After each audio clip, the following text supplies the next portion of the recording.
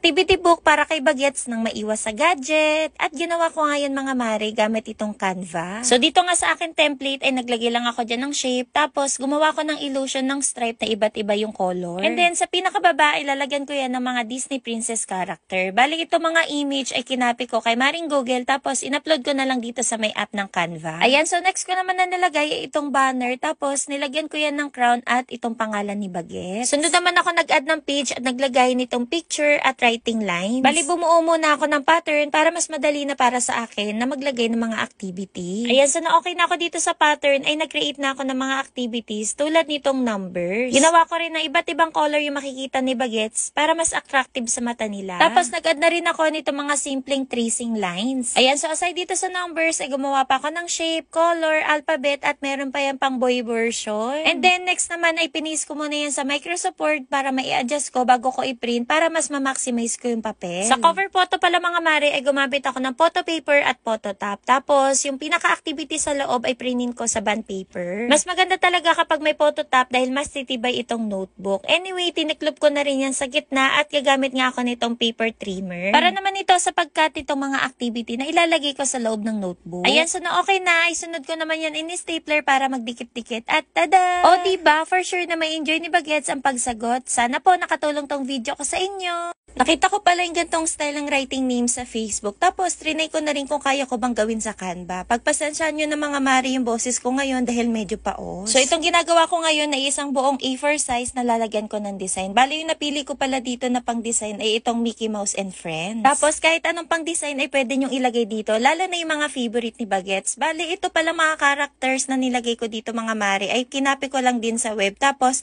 in-upload ko lang sa mismong Canva. So, yan. Sobrang simple lang ng concept nito. Nung okay na nga ay pinis ko na yan sa Microsoft Word bago ko printin sa bond paper. Bond paper na A4 size din yung papel yung ginamit ko. Bali, gumawa rin pala ako dito ng Winnie the Pooh and Friends. At may pa-free layout po ako sa comment section.